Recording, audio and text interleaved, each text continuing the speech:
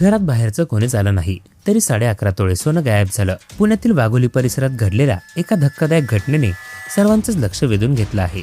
वटपौर्णिमेच्या सणानिमित्त पेरणे फाटा येथील आपल्या माहेरी गेलेल्या एका 26 वर्षीय विवाहितेचे तब्बल 11.5 तोळे सोन्याचे दागिने चोरीला गेल्याची खळबळजनक घटना समोर आली आहे. या प्रकारामुळे नात्यातील विश्वासाला मोठा तडा गेला असून सध्या हे प्रकरण सर्वत्र चर्चेचा विषय ठरला आहे.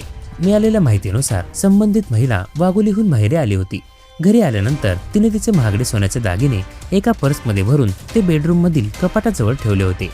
काही वेळ कुटुंबातील सदस्यांसोबत गप्पा मारत घालवल्यानंतर रात्री तिने पर्स तपासली असता तिचे दागिने गायब असल्याचे तिला आढळले. घरात बाहेरील कोणत्याही व्यक्तीचा शिरकाव झालेला नसताना दागिने नेमके कुठे गेले हा प्रश्न सर्वांना पडला होता. या प्रकरणातील सर्वात वेदनादायक आणि धक्कादायक बाब म्हणजे पीडित महिलेने कोणताही संशय बाहेरच्या व्यक्तीवर न घेता आपल्या सख्ख्या भावावर आणि वहिनीवर व्यक्त केला आहे.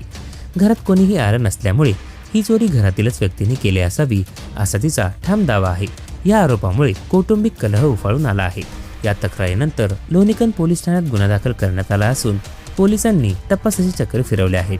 सध्या पोलीस घरातील सर्व सदस्यांची कसून चौकशी करत आहेत.